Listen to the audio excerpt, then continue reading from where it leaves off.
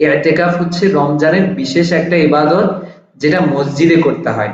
মহিলারা বাসায় নির্দিষ্ট একটা জায়গায় করতে হয়, এবং যখন ইতিকাফ করে তখন আর দুনিয়াবি অন্যান্য কাজ করা যায় না। ইতিকাফ অবস্থায় আল্লাহর ইবাদত করতে হয়। এখানে খেয়াল করো, চূড়ান্ত প্রস্তুতি হচ্ছে ইতিকাফ, রমজানের শেষ 10 দিনের বিশেষ ইবাদত, মসজিদে অবস্থান করে শুধু আল্লাহর ইবাদত করা। রমজানের একটা বিশেষ ইবাদত হচ্ছে ইতিকাফ। এই ইবাদতটা কিভাবে করে?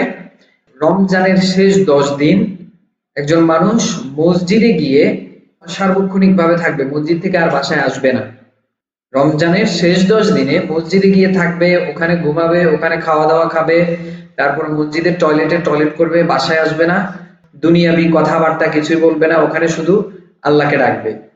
এটাকে বলা হয় ইতিকাফ। এটা রমজানের বিশেষ একটা ইবাদত, এটার অনেক বেশি ফায়দা আছে। কথা বুঝছো? এখন আসো, যারা ছেলে আছো, যারা বড় আছে, পুরুষ, এরা না মসজিদে যেয়ে ইতিকাফ করবে। মেয়েরা কি করবে? মহিলাদের ইতিকাফ আছে? হ্যাঁ, মহিলাদেরও ইতিকাফ আছে। মহিলারা ইতিকাফ করবে। মহিলারা বাসায় যেখানে নামাজ পড়ে, বাসায় নির্দিষ্ট একটা জায়গা করে নিবে, বিশেষ জায়গা, ওখানে উনি বসে বসে ইতিকাফ করবে, মানে ওখানে খাওয়া দাওয়া খাবে, ওখানে নামাজ পড়বে, ওখানে ঘুমাবে। হ্যাঁ, ওই নিজের একটা জায়গায় ওখানে বসে বসে সারাদিন জিকির করবে, কোরআন পড়বে, এরপরে আল্লাহকে ডাকবে। ওই বিশেষ জায়গায় মহিলারা ইতিকাফ করবে। তাহলে পুরুষরা করবে মসজিদে, মহিলা করবে বাসায়, কামরায় একটা নির্দিষ্ট জায়গা বানায় নিবে, ওই জায়গায় বসে নামাজ পড়বে, কোরআন পড়বে, জিকির করবে। এভাবে উনি ওখানে ইতিকাফ করবে। বুঝে আসছে? এখন আসো, এই ইতিকাফ অবস্থায় কি কি করা যায় না। ইতিকাফ অবস্থায় আল্লাহর কাজ ছাড়া অন্য যে সমস্ত কাজ আছে এগুলো করা যায় না।